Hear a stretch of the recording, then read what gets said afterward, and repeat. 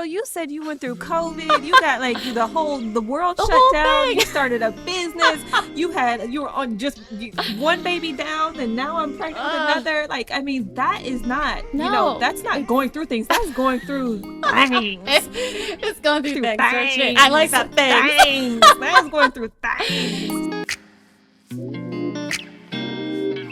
All I see is blessings on blessings, yeah. I see the blessings coming our way, our way, our way. Blessings on blessings. Guys, today I have Alex Taylor here, who, if I'm going to do this really as a formal intro later, but just so you guys know, she is basically the mastermind behind Perelel Vitamins, that has really kind of taken the space by storm. And you just make it so much easier with this product, to be honest with you, to kind of grab and go. You make these cute little packets that are so easy, which helps our lifestyle as like women, as, really busy people, as parents and moms, of course, just kind of like be able to still keep it in mind and not get overwhelmed by it, but you know what I mean? Get it in. Yeah. Which We're is great. busy. I don't have time to pill sort. We are busy. I don't have time to be thinking about this. No. At all. No, thank you. At all. Okay, but let's take it back to the beginning. Yes. Because,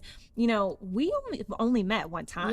Yeah. And I think that, you guys reached out to me and I was like, oh my God, yes, I want to do your podcast. But then we still hadn't met in person. I know. And then we met in person and I was like, oh my God. I was so happy that we were able to meet before doing the podcast. Yes. There's something so much better about having that Agree. little FaceTime and connection and like, what's their vibe? And just looking at each other in the eyes. Exactly. And like totally getting like the whole sense of like who we were. And it happened instantly. And I was just so happy that we like met. But okay, let's take it back to the beginning of kind of your journey and like where this is, because you started off in like the fashion world. I did. Vitamins were not even on your radar, girl. Oh my God, things have changed. I mean, I used to dress like Manolos, the whole nine, every day. Wow. My heels never touched the floor. I started my career out at Vogue. And are you from LA or where are you from? I'm born and raised in LA. Look, you're a unicorn. Well, thanks. So I'm from LA, and I always had loved storytelling as far back as I could remember. And then I loved magazines. I would have my mom buy me every magazine at the newsstand, and I was like 8 years old, and I would take a Sharpie and mark it up.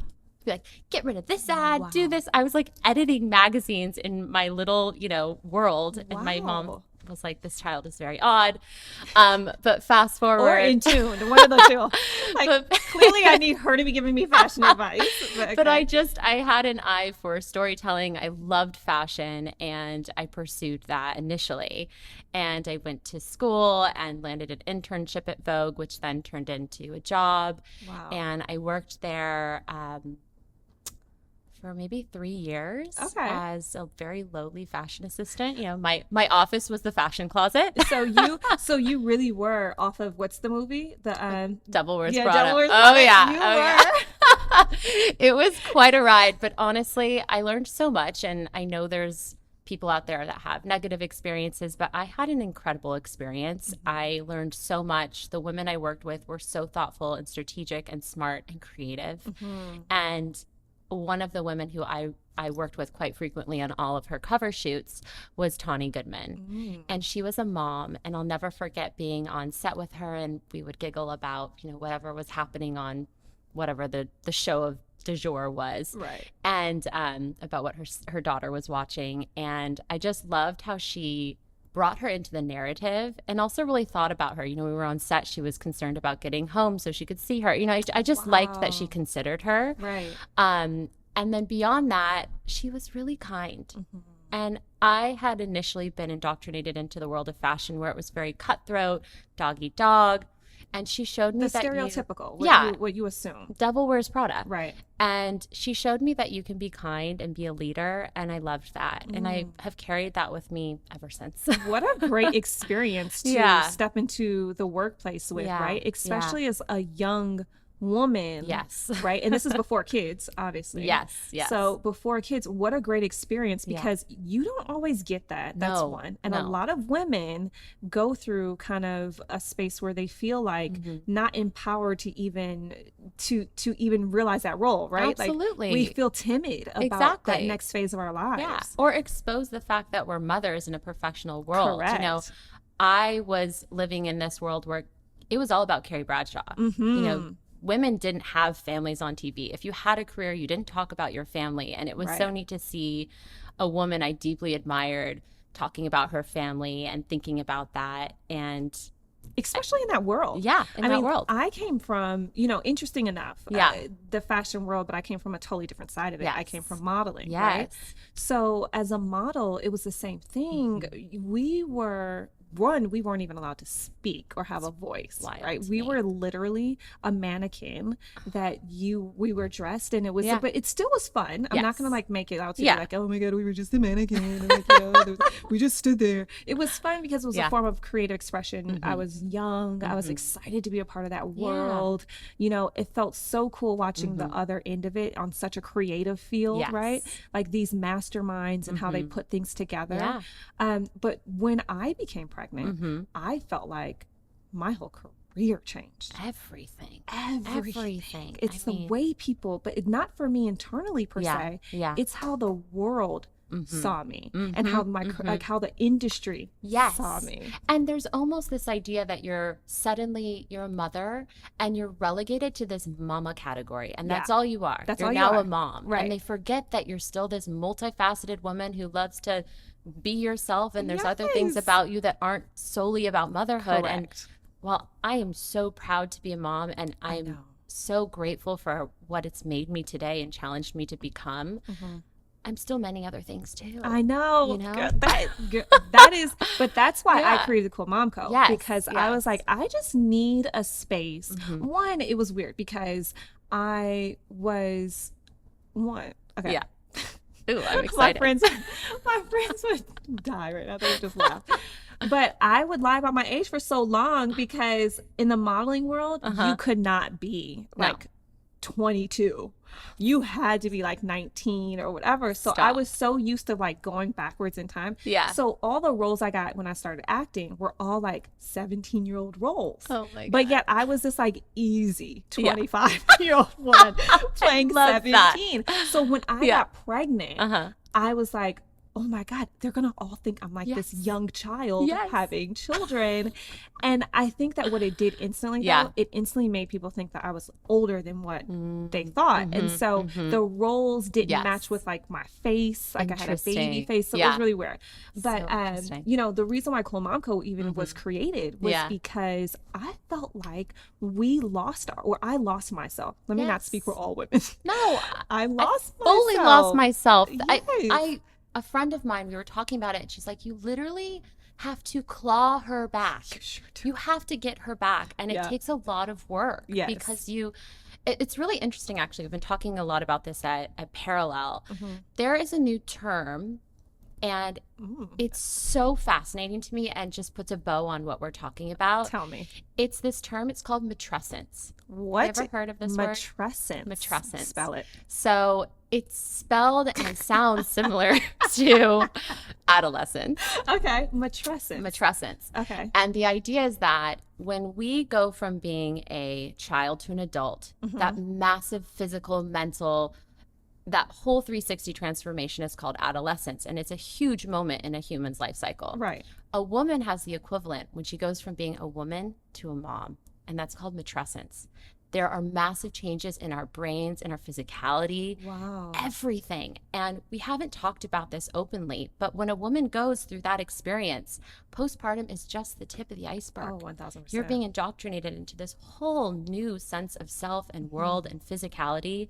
And I learned about this term actually from a woman who sits on our Perelel panel. We have a whole team of doctors that create all of our content, formulate. I just do the brand and marketing. Yeah, but I mean, honestly, so one of the things that makes Perelel really unique, thank you. In that space. Yes. And so she shared this term with us as we were talking about we wanted to create some more content about that fourth trimester and that change that we experienced. And it was just so fascinating to hear someone finally label it and give it a term, and also the gravitas that it needs, you know? So this idea of matrescence, and we lose ourselves and we're trying to figure out who we are in that storm. And what I've always thought was really interesting is when we were in the early days of Perelel, trying to figure out who we were as a brand, and before we even launched, I'll never forget, I came across your Instagram account. No way. And I was like, this is it. We need to elevate this conversation, and we need to talk about how we're mom, but we're still cool. That's right. We still got it. I mean, and you know, I think when people hear the word cool too, I don't ever mean it like, oh, cool, like, oh, we're so cool. Yeah. So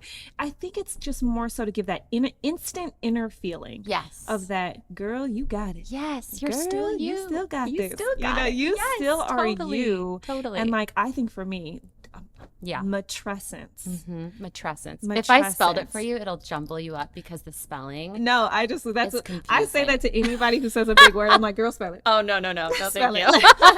But like matrescence, I love that idea because that's exactly what it is. It took me a second to come out of this whole like my life is about being a mother to hold on, wait a minute, I can still be both. Exactly. And so that's like, there's something really beautiful about that, but it takes a minute. It took a minute for me to get there. Of course. I mean, I'm still figuring out who I am. I have two Girl, kids me too. now. I mean, I know you have three, Yes. so we need to talk about I that. know, we are.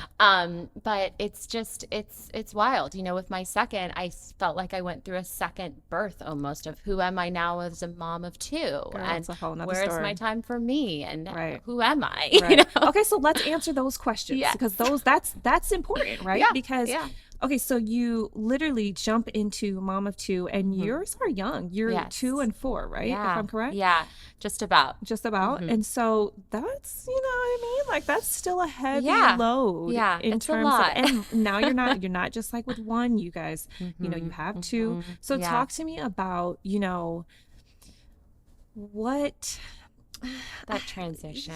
What does that feel like? And also having such a young business at the same time. That was really challenging. You know, I think I made the decision to pursue my own business when I was just honestly like 10 weeks pregnant. And I was still in the world of media, and I felt this pull that I needed to go explore. You're so brave. I was currently the president and executive editor-in-chief of Click and Who What Wear. Right. And I had an opportunity to kind of move out and explore the world of retail and some other opportunities. And so I took that opportunity and I went to Urban, which owns Free People Anthropology. And I was focused on the Free People business to build out their activewear beauty and wellness assortment. And I took that opportunity because I saw it as a chance to learn. And I learned so much. And while I was in the midst of building that business, I gave birth to my son. I became a mom. And I was just dragging myself over the coals commuting between LA and Philadelphia, which is not fun with a 3-month-old baby. And that's far. And I was, you know, reporting into the board. It was a really big, visible role. And I had this come to Jesus moment that I should have. Jesus.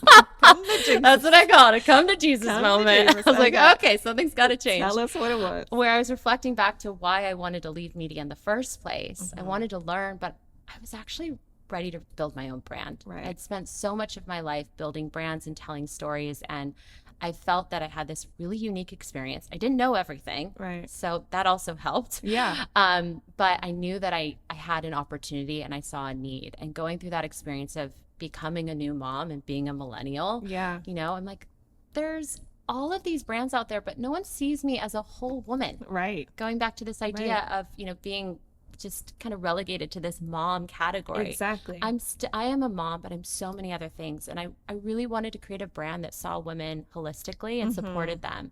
And I had no idea what I was going to create. You didn't know? No idea. Really? I was just like, I have to do something and I have to get serious about it. Okay, so wait a minute. This is one kid down. Yeah. Second one hasn't been born yet. You're in this space of like, okay, I don't necessarily want to be in media anymore. I've learned a shit ton. Yes. But I know I want to do something for myself to be seen fully as who I am. And you still didn't know what that was. I didn't know what it was, but I knew there was something. And I explored tons of different ideas. You know, there were what's the We Work for Mom centered around self-care? Like I looked at all these different ideas and I was kind of circling the drain on some different things. And I really love wellness and health. Grew up here in LA, I was born in Topanga Canyon. Like it's always been part of my life to eat organic. And very much the LA lifestyle. It's the LA lifestyle, and I'm a byproduct I'm from of it. Detroit, so I'm like, this is very much the LA lifestyle. My dad's from Detroit, and he's like, what is health and wellness? Yes, exactly. My mom was the same way. She was like, Lizzy, you should just do something where you teach everybody what this is. Like, okay, Ma, got it. Working on it. So at any rate, it was around this time that I was sharing some ideas with a friend who works in venture capital. She said, you know what? I have a friend who's kind of complaining about the same thing. She's a mom. She's a new mom. She actually has very complementary skills to you. Oh. You guys should meet. So we're set up on a blind date at all places. Erewhon. No way. We both show up in our yoga pants. No way. I'm like, who am I meeting right now? And fast forward, she would become my co-founder. Wow. So her name is Tori, and she's truly the yin to my yang. And together we started to just share our grievances. What was tough for us? What could we solve? What could we make better? And it became so apparent that the vitamin category for women could be reimagined, starting in prenatal vitamins born out of our experience.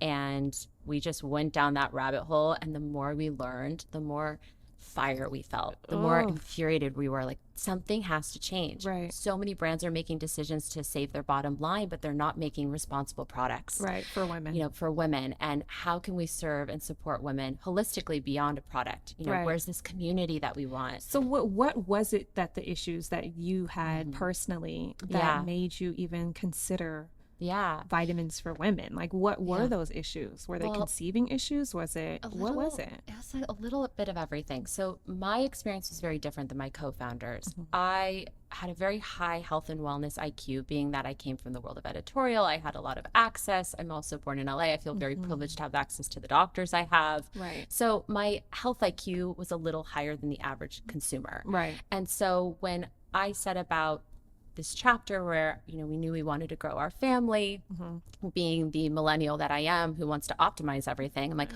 well, what vitamins do I need to, enhance my chances of conceiving? Or how do I support my body? What should my partner be doing? And I started to go to Dr. Google, and it was insane. Like, it was all user-generated content forums where anywhere from anywhere was giving advice. I'm like, wait a minute, why are you giving advice on this? Who should I trust? Where do I go? Right. And, of course, my doctor just doesn't have a ton of time to go through this with me. That's a byproduct of our medical system, health system, which correct. is just a little fractured. A little. A little, to be polite. Exactly. So I started to learn that there were opportunities to really support my odds through more targeted nutrition. So, I marched into my OB's office, went to my naturopathic doctor, my herbalist, talked about what I was doing, and they said, well, take your prenatal, but you need to take extra antioxidants and XYZ. And so I was piecing together this regimen. Right. Then when I finally conceived, they said, you need to be taking more folate.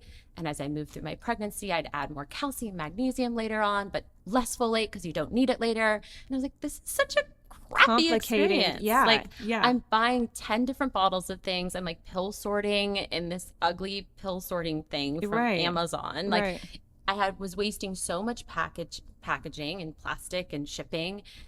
And so for me, it was like convenience. But then secondly, the red flag was that, first of all, there's no option for targeted nutrition, but also, why is the onus being put on me to piece this together? And I'm not a doctor. You're coming from a perspective of a higher health Yes. IQ. Yes, exactly. From your opinion. Okay. Exactly. Right. And so there was this whole issue of accessibility, information. So the reason we felt that we had to do this was there was three clear things. One, there's poor quality products on the market, an opportunity to create more targeted nutrition. Right. Secondly, there needs to be resources and information made by actually credible people. Right. So we put together this panel of doctors and practitioners from really different ends of the medical spectrum. It's amazing that, our doula, who is very Topanga Canyon, can agree with our reproductive endocrinologist and our widely published maternal fetal medicine doctor on a formulation that's really comprehensive. Well, what's interesting is that, like you said, accessibility. Like, I think here in LA and obviously New York and those places, doulas and, midwives and, doctors, like, you have a lot of access to them. Yes. But yes. it's the other parts, right, of the country and, you know, places that really don't even think twice about Completely. it. They just go to one source. Completely. And they think that that's a full kind of, you know, workup or whatever, all the things, the information that they need. Yes. And that was the third thing, was accessibility. You know, why is this becoming an issue of haves and have-nots? And so those are some things that really made me gravitate and contribute to this idea. But even more so was my co-founder's experience. She gave birth to her second, her daughter, Imogen. And she was told at her 20-week scan that her daughter, Imogen, would be born with a cleft lip. And as Tori began to dig deeper, she's like, I'm the beacon of health. I have one healthy baby. I'm very fortunate for that. I've checked off every box. I take care of myself. I have a prenatal, you know, doing all the things. And she was just so frustrated because she learned that this specific type of cleft was related to, it was a non-genetic cleft, I should mention that, but it was related to a nutritional deficiency associated with folic acid. And this is what really infuriated Tori, was that, wait a minute, I was taking a prenatal with folic acid, not to get too scientific. But it wasn't enough.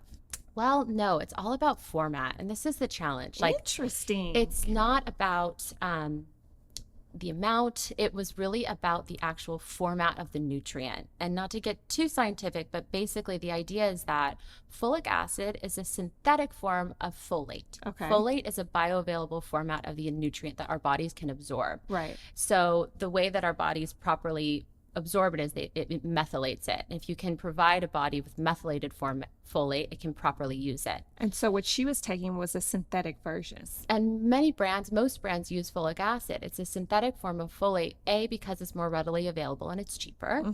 And the idea is that a woman will metabolize it and methylate it. But the problem is many women can't. Actually, almost 2/3 of women cannot properly methylate folic acid and transform it into folate. Wow. So it's a massive, massive issue. And so you're realizing that so many women aren't getting this increased amount of folate their bodies need in these early days of pregnancy because brands are using kind of a crappier format. That's wild. Yeah. So you think that you're taking a full multi or prenatal vitamin and you're not taking it with the right formulation. Yeah, or the right format of ingredients. Wow. And the other thing is there's so much nuance that I've learned about in this category, which is a vitamin might have a nutrient, but unless that nutrient has supporting nutrients, it can't be properly metabolized. So there's just all these things we started to learn, and we learned that timing of nutrition is vital. That increased amount of folate that Tori needed with her baby was really required during those first 6 to 9 weeks of pregnancy. Oftentimes was when women don't even know they're pregnant. Okay, so how if we're pregnant, right? And if I'm just, you know, a mom or a soon-to-be mother, how am I supposed to learn this information? That's just it. That's the problem. Wow. Where do we learn this? And the other issue is that, you know, many doctors out there don't have nutritional science training. It's about 2 weeks in medical school, and they just don't have the nutrition IQ to answer intelligibly. And they just kind of say, all prenatal vitamins are the same. Yeah, or this one is fine. Or, you know, it's also interesting because I remember going to my doctor and saying, I want a full blood workup. Yes. I'm like, I want like everything. I want to know blah, blah, blah. And they're like, we don't even have or carry the labs enough, like, right? Where we even like give you that full of a workup. Yeah. Because they're just like, oh, you just don't need to know it. Yep. And I'm like, what? Like, you know, it's just interesting how limiting they make it, just like even from their viewpoint, because they're so skeptical also of the other side of it. Exactly. Yeah. And so what we sought out to do is to bring on doctors, nutritionists, and doctors that do have a more holistic training and background. Our co-founder, well, she is an OB/GYN. She also has a deep experience and understanding of nutrition and has been educated in that field. That's wild. Anyway, we realized that targeted nutrition was really important. Your nutrients change for both mom and baby through each trimester of pregnancy. They're different when you're trying to conceive. They're different postpartum. Right. And then we pulled back even more and we thought, wait a minute. The nutrients my mom needs are really different than me. She's going through menopause and her nutrient needs are different. She needs less iron. She needs more of X, Y, and Z.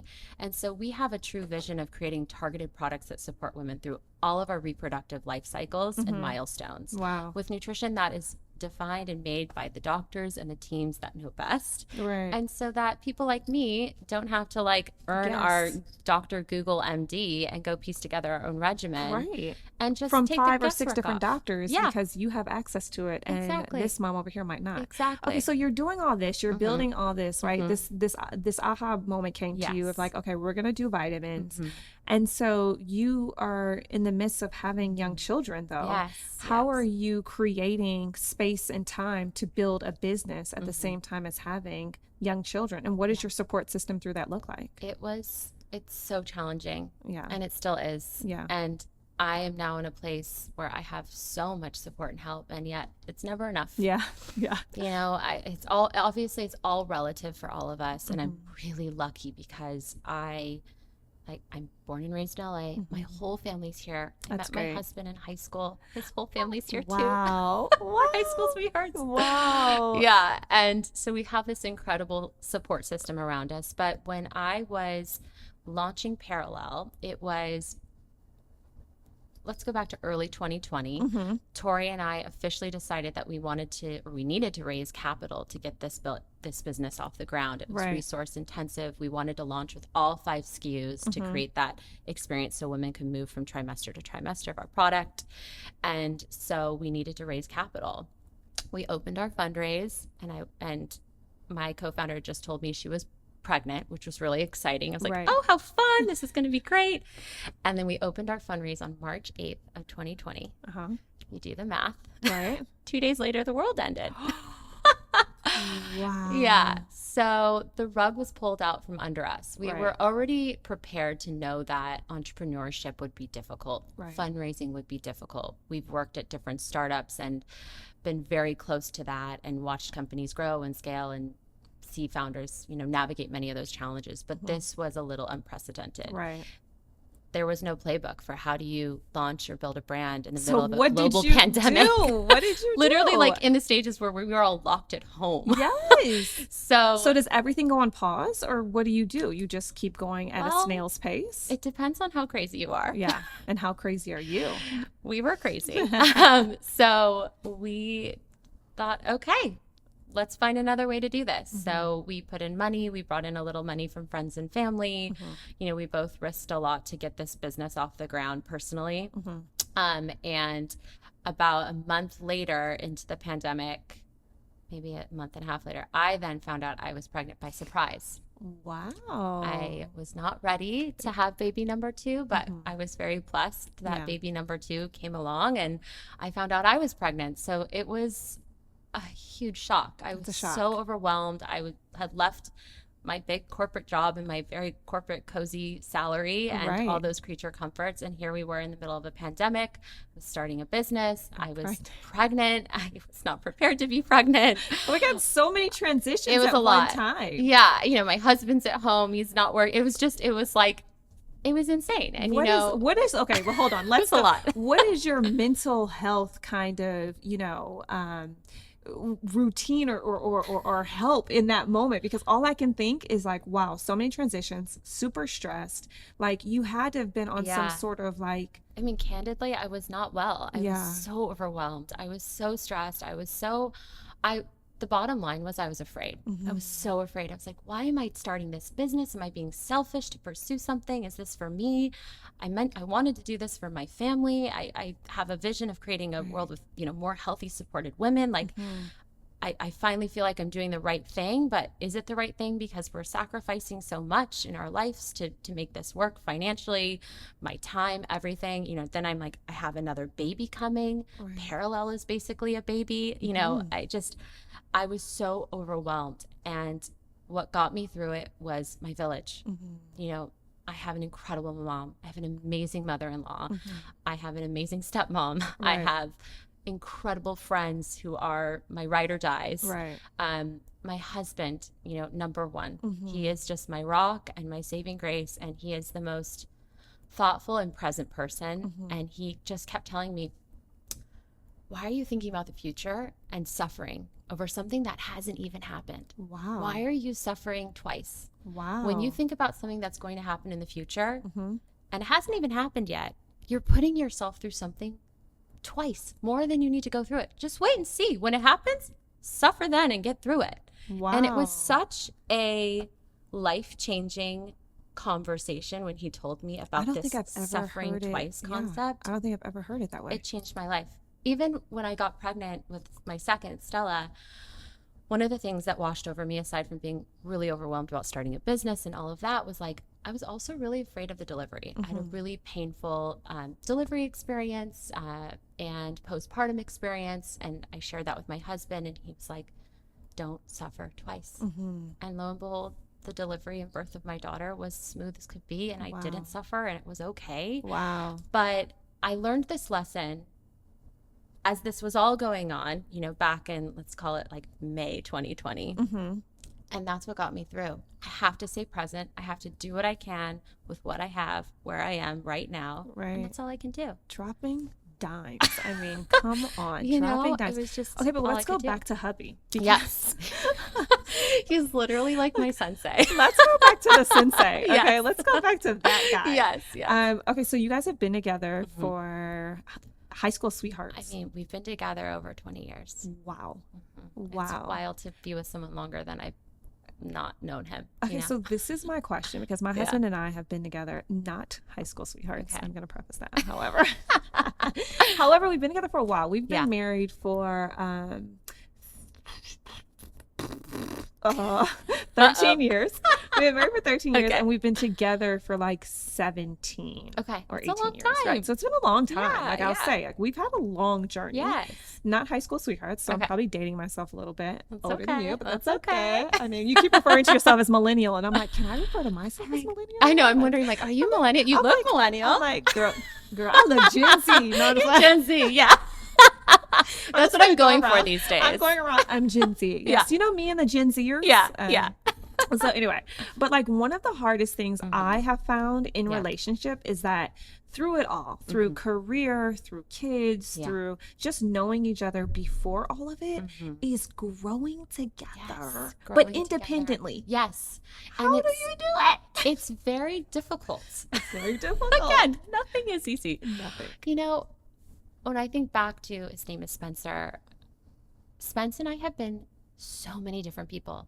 I was goth for a minute. I thought I was like Avril Lavigne's skater girl. Like, Hey, I've done it all. Like, Yes. I did that. I was like hardcore fashion girl. Like, I've been sorority girl. I've been like, I've done it all. I've been so many different people. And at the end of the day, I'm still me inside. I still have my values. I'm, you know, still my goofy, awkward, weird self. Like, and I've seen that in him. He's been lots of different people, you know, like I was a cheer captain. He played football. It was like ridiculous. Wait a We've been minute, so were you many guys different- complementary people at the same time? We were in very life? complimentary. Like It was while you were embarrassing. Avril Lavigne, he was like skater boy, and while you were like cheer captain, I he don't know was, like, that he complimentary, was, like, but football there, captain. we had moments where we intersected. But yeah, we've been so many different people, and what I've learned, hindsight's 2020, is that we allowed each other to change. We didn't resent each other when we wanted to evolve and change and grow, and that's what's important. I think it's hard to think that someone will be static for the rest of their lives. We have to change. And who I am today, fundamentally, I will still be me, but there's so many other versions and exciting me's ahead. Right. And I think about my husband. I'm like, I can't wait to see who he is when we're old and gray and wrinkly and like, Oh my God. hopefully living on a farm somewhere. I This don't is know. so great that you're so excited about it. Like, you're so happy. I mean, like, people ask me questions about me and my husband. I'm like, I don't know, girl. I don't know. I mean, listen, I love him to death, but he get on my nerves. I mean, he gets on my nerves. What but happens when Spencer gets on your nerves? It's a long day. Yes, You guys are yes. fighting. What is Yeah. that? Like, how do you resolve those like issues? Because listen, we all know, Yeah. right? Yeah. Being married for 85 years already, it feels Yes. like, I Yes. mean, it feels A like an century. eternity. It feels like a Yes. century. But it Yes. also feels like sometimes you're like, okay, skip to the other part. Like, Yeah. dude, we've done Yeah. this 1,000 times Yes. before. How do we Yes. just move on? Like, Yeah. so what are your Yeah. guys like tips and Yeah. tricks on how you kind of get past things Yeah. or like just move on? I think we've had a few moments where we've just really realized that there's a bigger picture. And is it worth this exchange of words or emotions to get to where we need to be, and 9 times out of 10 it's not. And do you guys both feel like you realize it at the exact same time?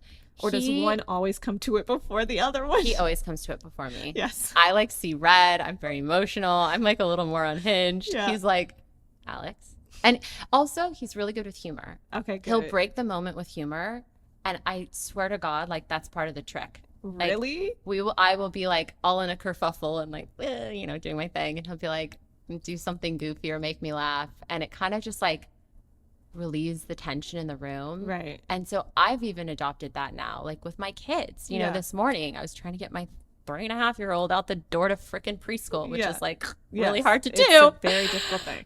Especially when he's like so into his like lineup of cars Yes. and whatever he's been He's doing. got his agenda. Yeah. And so he was starting to, get all upset and Mhm. frustrated. And I took a page out of my husband's book and I did something really goofy and I tickled him and I sniffed his feet and I was being very goofy.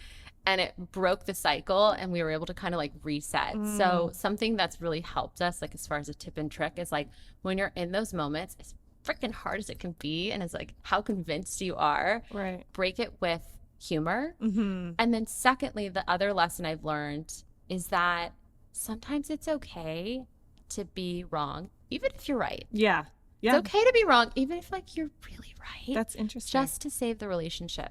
Okay, this is Because key that's things. an ego thing. These are key things I just took from what you said. Yeah. When you're in a kerfuffle, What is that word? My mom uses it. don't I act don't like know. I wasn't gonna bring that back up. Okay. 'Cause I Don't heard ask me to one. spell that either, Girl, please. spell kerfuffle. When you're in a kerfuffle, Yes. act like a toddler, Yes. sniff feet, and make a funny joke. You know what though? Yes, I love yes, it. yes. The reason why I love it is because when my husband, first of all, I'm the one who comes to the realization where I'm like, okay, dude, like, why are we doing this? Yeah. And he's the one who's like seeing red and Yeah, like he just yeah. cannot move Yeah. past certain things. And he will hold on to it for as long as possible. I'm like, dude, what are you doing? Like, let's just, you act like we're going anywhere. Yes, Like, we yes. live in the same house, Yeah, man. Like, yeah, you're exactly. gonna see me at some point. Yeah. You'll roll over in bed and I will be there Exactly. tonight. We're gonna run into each other. But I like the idea of the humor. I think that's kind of cool. You Yeah. know what I mean? To Yeah. break that tension and break that ice. And I feel like that kind of works across the board. Like It you said, with your does. toddler. Yeah. My co-founder, I mean, Co-founder, in right. all aspects of life, because it kind of just makes you reset and Mm-hmm. it also just like relieves a little bit of that steam. Yeah. Yeah. So we do that. It really helps. What is your most like, how do you guys bond? How do you Mm-hmm. guys take time? Because the reason why I ask is because I think that there's something to be said when you can have so many transitions in your world. Yeah. From, like I keep saying, Yeah. from being a working woman to into motherhood, and then Yeah. building another baby of Yes. a career, right? Of, Yeah. of a business, and but then also maintaining a relationship throughout that. Yeah. I have a lot of single friends. I have a lot of friends who have recently been divorced. Yeah, I mean, it's so tough. to say that you are consistently building with another human being as your partner, there's a lot, right? It's That's hard. a lot, and that is hard. I constantly think about the fact that we as humans have so many roles, jobs. We have our job maybe where we make money. We have our job as a parent, our job as a friend, and a job as a partner. Right. And marriage, I'll never forget, when I first got married, everyone's like, oh, you really have to work at marriage. I'm like, what? Yeah. What do you It's fine. mean? We We're love each so other. happy. Yeah, Like, we're what are so you talking happy. about? And then shit gets real. Yeah. Especially after you have kids and you have a career. And Girl, you said you went through COVID. You got like the world The shut whole down. thing. You started a business. You were on just one baby down, and now I'm pregnant with another. Like, I mean, that is not, No, that's not going through things. That's going through things. it's going through things. don't you? Things. I like that thing. Things. That's going through things. So it was a lot, but with Spencer, I realized that I have to work on that too. Yeah. And even before I started Perelel, me starting Perelel wasn't just my decision. It was a decision I had to make with my partner. He had to sacrifice a lot too. He had to carry the grunt on a lot of things. Like, things were going to change. Are you comfortable with this? And we sat down and had a really honest conversation, and he supports me and believes in me and is a wonderful partner and just, put sail in my winds to go forward. Right. So Right. he has very much been a part of those decisions. Mm-hmm. And as far as our relationship and nurturing it, you know, we probably could use more time together. He works in film. So right now he's in Park City, Utah for 3 months, and I'm alone. Wow. You know, so it's tough. His job brings him away for longer periods of time. But what we do is we truly try to find time for us. Right. We'll book a little one night getaway. Yeah. You know, we went up to Santa Barbara a couple weeks ago, and it's just nice to have a minute. We love to go to concerts together. We love sushi night. Right. So we try to find these moments and schedule them. And then in between, you know, we try to have moments of just stillness together where we can just sit and hang and have no agenda, no plan, and just be. And I think that's also really important. It is. It's helped us connect. So it's hard, but and it takes a lot of work. It takes a lot of work. It takes a lot of work. I mean, listen, I think that anytime that you can sit with your partner and not say anything, sometimes are the best and most bonding moments because you know that like you don't have to you know, I don't want to say perform, but like just accentuate the moment, right? You can just be. And so I think that's something really beautifully said. And I think another thing, a great takeaway from what I'm hearing you saying is communication. Yes. It's like, you know, I can talk to him. You know, before big decisions, we make them together. They're not solo. So, you know, you're constantly communicating, you know, about the decisions that you guys are making as a family. Completely. And, you know, I think it's also taken time for us to figure out what that communication style looks like for us. And, you know, we've just realized we have to talk straight. We have to really share what's going on beneath the surface and just really go deep. And it's allowed us to navigate some really gnarly chapters of life and also to enjoy some really wonderful moments too. Yeah. So it's hard. What has been the hardest chapter of life? Yeah. What has been the hardest moment? Whether it's been as a mother, whether it's been as a partner, whether it's been as a friend, what has been the hardest? One of the hardest was definitely right when we launched Perelel. We launched Perelel in September 2020. It was really August. It was September 30th, so basically October. And I was about to give birth to my daughter, you know, within 8 weeks. And my co-founder had given birth the week we launched. It was just kind of chaos. Right. Back to back. It was still peak pandemic, and that people weren't really like leaving their houses. Everything was still pretty shut down, but starting to open up a little bit. And so that means there's no events. There's no events. You can't like host anything. Right. And I was just, you know, I was scared. The day we launched Perelel, I was so afraid, you know, and I realized, like, why am I operating from this place of fear that's not productive? And like, I need to rebrand fear. It's just basically excitement. It's the same feeling, right? Gets you kind of like jittery and excited. It's like, okay. Of course. And so, you know, when we launched Perelel, I was just super overwhelmed. You know, there was just so much happening. I had put so much into the business. And within a month, we had shipped to all 50 states. Wow. People really felt that we had supported and impacted their lives in a positive way. And it wasn't like I could take a breath because I'm like, okay, like we've got a long road ahead of us. This is just the beginning. But it was validating and showed that we had found a gap in the market. And then when my daughter was born, after that first little kind of period of having Perelel live, it was just challenging. I felt that the transition going from 1 to 2 was a lot more difficult than going from 0 to 1. Really? Personally, yes. Okay, but tell me why, because I feel totally opposite of that. Really? Ooh, wait, I need to hear more. Yeah. So I felt that 1 is 1 and 2 is 10. I just didn't have enough hands. I didn't have enough help. And granted, like, we had a lot of help. We were just overwhelmed. You know, I'm sitting there trying to nurse or whatever with my daughter. My son is exactly 2 years old, running around being a 2-year-old. Of course. You know, we could barely feed ourselves. You're just like the picture of like, zombie parents. And it was super overwhelming. And then, you know, I took like a somewhat maternity leave, but when it's your own business and you're just like within the first 3 months of launching, like I can't totally check out. And that's interesting though, because of that though, you know, one of the biggest things that they always promote when you have a baby, whether it's, you know, your first or whether it's your 10th, you know, is they're always like, you have to take the moments for your mental health. That is exactly purely the definition of why, you know, maternity leave exists. But when you have your own business, that is not always the case. And I should caveat that our company is obviously like with what we do, we have an incredible maternity leave. We're Of so course, supportive, but of like course. when it's But- your company and when and it's you're in this it's stage, 2 months old. you're like, oh my God. So it was a lot to swallow. And, you know, I was also struggling with this idea, especially during those initial weeks, having my baby girl home with my son. I was like, you know, he was having a hard time with it. I was like, I just ruined his life, like by having this daughter. Like, he's like, is this gonna like ruin him forever? And of course, like they're best friends, they love each I other. was just about to say, Our hearts grow. you did exactly the opposite. Oh my God, For real. I'm like, wait, I that is love the this. opposite.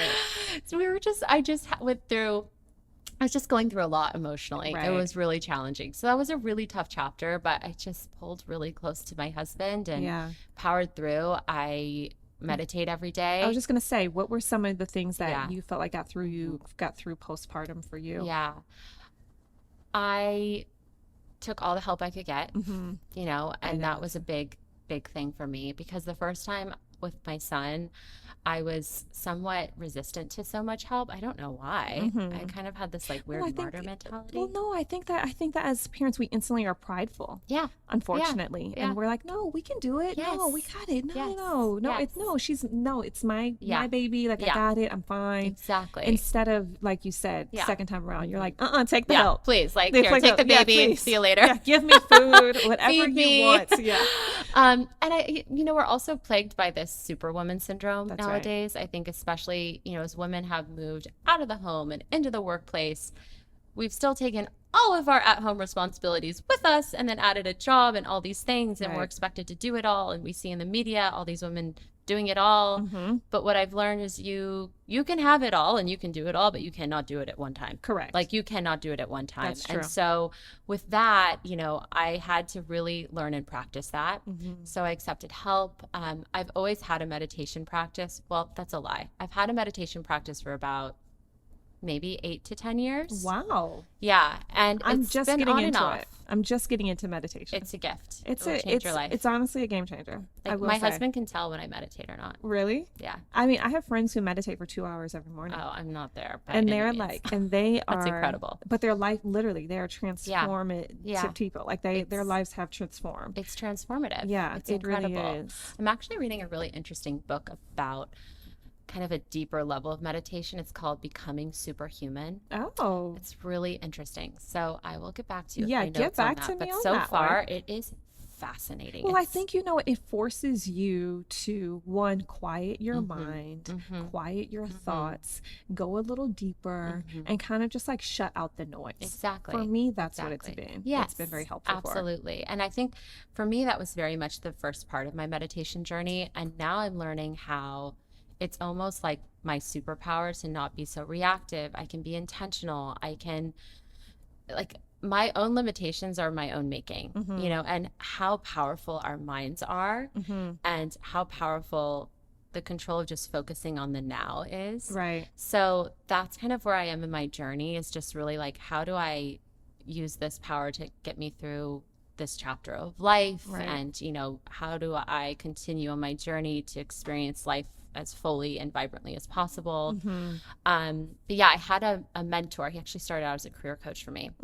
He taught me about transcendental meditation. It was Oh, like okay. a little like that and some Zen meditation. It's like Yeah. a little gnarly. Okay, but tell me the meaning of transcendental meditation. So it's just it's basically like there's different types, and I probably will completely butcher a definition, so I'm not going to give that to you right now. But basically, it's a highly focused and meditative state where you're kind of seeking to kind of let go and be wholly present and focused. So it's a very quiet, closed eye meditation. I would try and do that for like 5 to 7 minutes a day. Okay. And even now my max is maybe 15 minutes. Oh, really? It's mostly a byproduct of the Time. hours I have in the day. Right, That's right. what I can do. And Do you do it changes first me. thing in the morning? I do it first thing in the morning. It doesn't, for me, it's not as effective later in the day. It's like I Interesting. wake up, have coffee, brush my teeth, meditate. Actually, no, I meditate before I brush my teeth. You know what's interesting? I've found. Well, that's Yeah, I that's great. gotta get to it. Gotta get to it.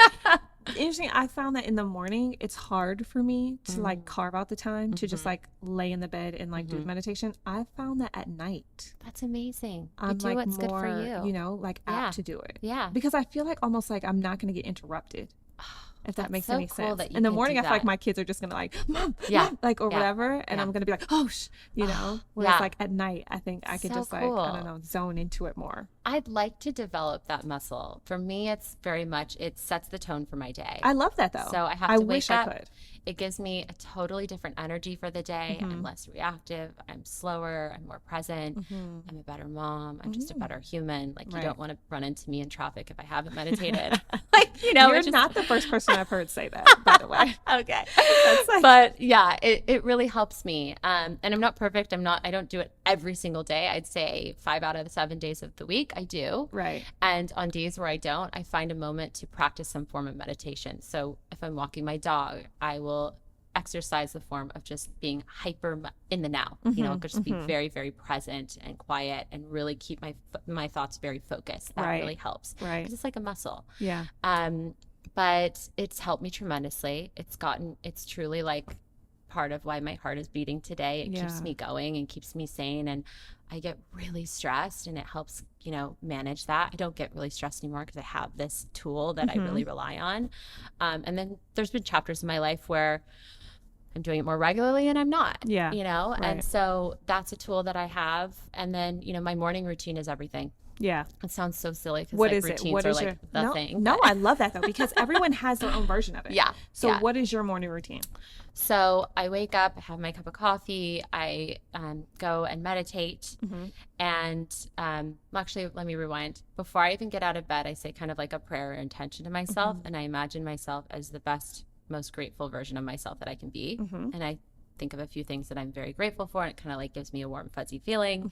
I get up, coffee, and then I go meditate. And then from there, I go exercise. And I have about an hour to an hour and a half just quiet to myself. No one's awake. Wow. Sometimes my son wakes up and joins me for meditation, Wow. but typically he sleeps until 7. So I have from about 5:30 to 7 of me time. And it's the only time in the week that I have for myself. That is amazing. Okay, what time Yeah. are you going to bed if you're waking up at 5:30 in the morning? Well, it depends. I'm in a funky chapter of life in that I'm hiring for my company. So I'm doing a lot of jobs. So some nights I'm up late and I'm not getting a lot of sleep. And then some nights I try to go to bed at like 8:30 or 9. I'm such a weirdo. I'll like put my son to sleep and I'm like, well, going to bed. It's still light outside. It's crazy. So I'm a little all over the Sounds place. like a dream. Are you kidding? Yeah. I wish. But I'm a morning person. So it's like how I'm programmed, You're right. but it helps me go throughout my day. And I need it. It's like my love only that. time for myself. Like I barely have time to go do like self-care things, like get massages and facials. I Yeah. just don't have a lot of time right now. And so this morning, it's very like that morning ritual is very extravagant for me and like feels really nice. Yeah. And honestly, it fills my cup Okay, so tremendously. what are some of the meditations that you love the most? Like, are you finding them on YouTube? Yeah. Is there an app that you use? Is there a certain person that you Yeah. just love to follow? It varies. So I highly recommend if you don't know how to meditate or you're second guessing your practice, there is a 30-day how to meditate series by Jeff Warren on the Calm app.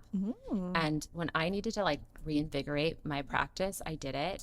It's incredible. I can't recommend it enough. Really? And Okay. people that don't meditate can meditate after So this. everyone take note. Everyone take note of that. But as far as like apps and tools or whatever, I love this app called Waking Up.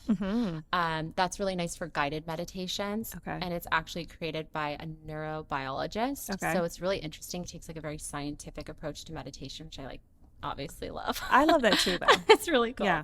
And then I love this app called Insight Timer. So I actually do a lot of silent meditations because for me, I'm so overstimulated through the day. Like quiet is very powerful and Yeah. I need quiet. Yeah. So I'll do just very quiet meditations that has a timer. It does like a little gong sound at the beginning and a gong at the end, which I I love like. that. So I do that a lot, which is really You know, good. it's interesting that you say that you're overstimulated throughout the day because when I drive in my Yeah. car, Yeah. everyone laughs at me, but I only listen to classical music I love that. or I go in silence. I love that. But the reason why Yeah. is because all I want is sounds. Yes. I don't, and very soothing, gentle Yes. sounds. Like I don't Yes. like a whole lot of like words all the Yeah, time and like same. beats. Like I'm just like, Yes. okay, you know what? Yeah, I feel just so. need- I just need my Zen Yes. moment. But I'm always Yes. afraid to do a meditation in the car Totally. because I don't Yeah. want to like zone out and Yeah. like crash. So Completely. No, I get that. And good thing you're not. yeah, for the middle ground, it's like let me just put on Yeah, like yeah, something totally. like instrumental Yes, or whatever. And yes. so that's interesting Yeah. that you say like you're overstimulated throughout the day because Yeah. you're constantly getting pulled in every direction. Yeah. Would you say that meditation is your kind of like self-care, self-love kind of thing that you do daily? 110%. Yeah. That, and then when I'm with my kids, I just try as hard as I possibly can to be entirely present with them. Really? Which to me is very fulfilling. Okay, so that's wait a minute, hold up, girl. Like 'cause no phone. that is hard. It's really I mean, hard. I've talked to a couple of people about this, and that especially as a founder of a young business, that's very hard for you Really to be hard. off of your phone It's really and hard. totally intentionally focused on Yes. them. And it's hard because I have to manage it. You know, sometimes I'll go lock myself in the bathroom for 5 minutes because I just don't want them to constantly see me on my phone. And then sometimes with my 3.5-year-old, I'll just say, listen, I need to do this. Do you want to see what I'm doing? And I'll invite him to be a part of it. But 9 times out of 10, I try to have a no phone policy or like Right. not let them see the phone if I have to be on it. But then during my weeks, I have a very, very hard and fast rule. You ask anyone that works with me or at the company, I am unavailable from 5 to 7 every night. I love You that. cannot contact me.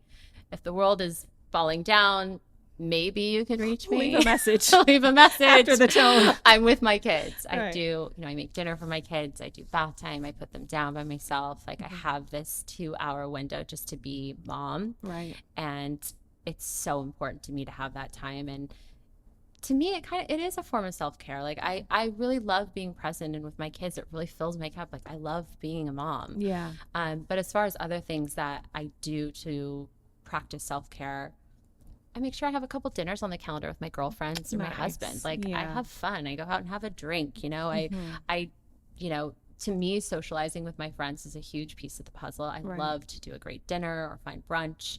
Yeah, but girl time is good. Yeah, I mean, it's important, yeah, I you know? agree. I Yeah. totally agree. I mean, because it gives you a chance to step away from all your other roles and really just kind of Yeah. focus on the fun Exactly. stuff sometimes. And we like don't talk about our kids. Yeah, which exactly. is kind of fun. Like Yeah. no kids. Like Right. again, who am I beyond being a mom? Mhm. And so I love that. I do try to, you know, go get a massage every so often because I'm so tense. It's like, I know, but that's the right, just the phase Yeah, of life you're it's just in a right phase now. of life, You know, yeah. it's interesting because when I talk to a lot of successful people Mm-hmm. and especially successful women and mothers, Yeah. most of the time, the Mm-hmm. one thing that they relay back is that things are scheduled. Oh, if you Things saw my calendar, are you would scheduled. laugh. I schedule walking my son to preschool. I schedule certain play times. You know, I schedule everything.